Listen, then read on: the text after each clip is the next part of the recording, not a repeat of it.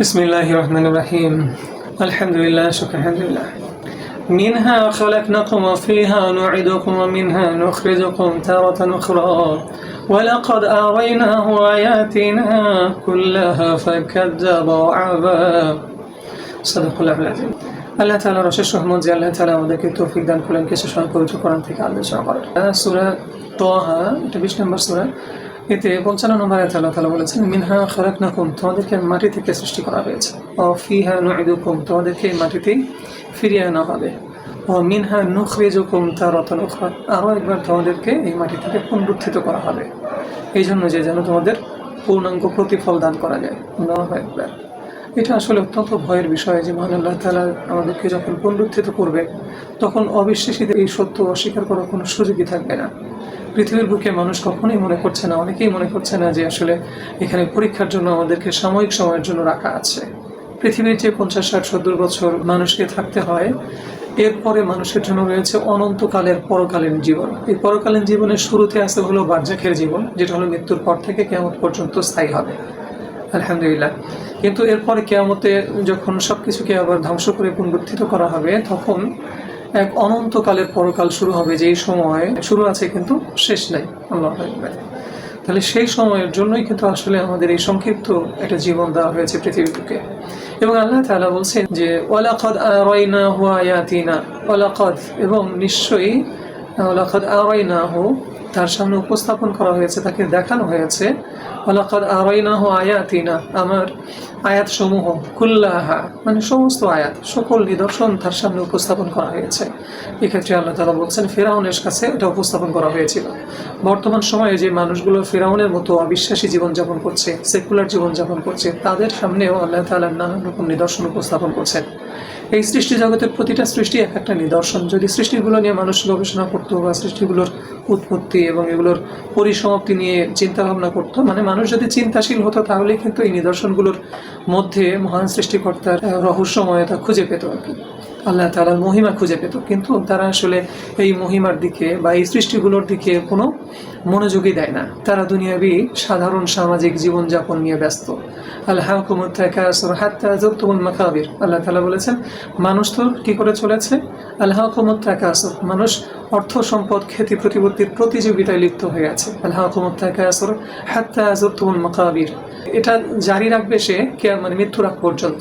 হাত্তা যুরতুমুল মাকাবির, মাকাবির মানে হচ্ছে কবরে যাওয়ার আগ পর্যন্ত মানুষের এই অর্থ সম্পদ খ্যাতি প্রতিপত্তির যে প্রতিযোগিতা, এটা নিয়ে সে আচ্ছন্ন থাকবে। এটাই তার বেঁচে থাকার একমাত্র অবলম্বন। এটাই মনে হচ্ছে পৃথিবীর মানুষগুলোকে দেখে। তারা সবাই আসলে অধিকাংশই ফেরাউনের মতোই জীবনযাপন করছে। পৃথিবীতেই কেবল ক্ষমতা প্রদর্শন, পৃথিবীতেই কেবল মানে ভোগ বিলাস, এগুলোর জন্যই যেন তারা বেঁচে আছে। অথচ তাদের মূল জীবনের শুরু কিন্তু আখিরাতে, তাদের জান্নাতে বা মানে পরকালীন সময়টাই হচ্ছে তাদের চিরস্থায়ী সময়। কিন্তু সেই সময়ের দিকে তারা মনোযোগী হতে চাচ্ছে না।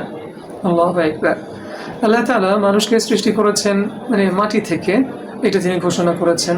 আবার তিনিও বলেছেন যে আসলে আমাদের এই শারীরিক অস্তিত্বের মধ্যে আমাদের রয়েছে একটা আত্মিক অস্তিত্ব, মানে আমাদের একটা আত্মা রয়েছে।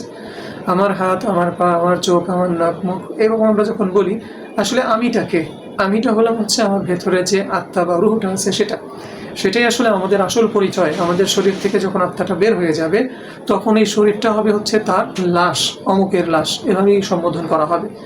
এক্ষেত্রে বলা হবে না যে অমুকে শুয়ে আছে মসজিদের খাটে, এরকম বলা হবে না, কিংবা অমুককে নিয়ে যাওয়া হচ্ছে কবরস্থানের দিকে, এমন কিন্তু বলা হবে না।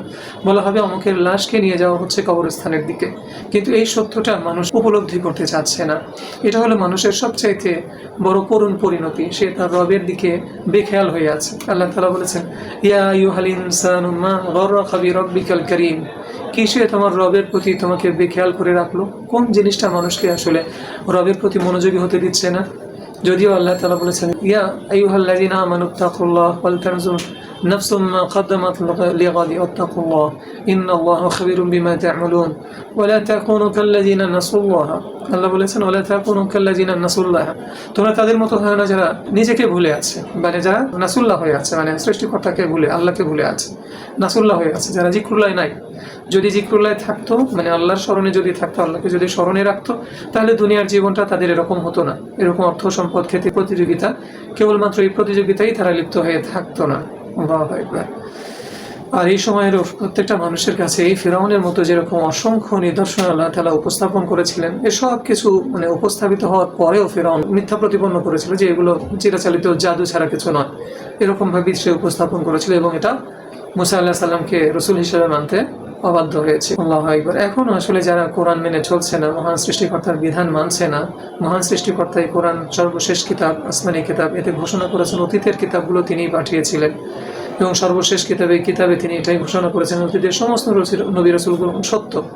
তারপরে অতীতের বিভিন্ন নবী রাসূলের অনুসারী হিসেবে নিজেদেরকে উপস্থাপন করে মানুষ এই ইসলাম থেকে, মহান সৃষ্টিকর্তার কাছে সমর্পণ থেকে সরে রয়েছে। এটা মানুষের জন্য সত্যি অত্যন্ত দুঃখজনক। এটা আমাদের জন্য একটা আশঙ্কাজনক বিষয় যে আমরা আসলে চূড়ান্ত সত্য মানুষের কাছে সঠিক আঙ্গিকে পৌঁছাতে পারছি না। আসলে আমাদের এই কাজটার জন্য আল্লাহর দ্বীন মানুষের কাছে পৌঁছে দেওয়ার জন্য আপ্রাণ চেষ্টা করে যাওয়া উচিত। আল্লাহ তাআলা আমাদেরকে তৌফিক দান করুন। আমিন। আলহামদুলিল্লাহ রাব্বিল আলামিন।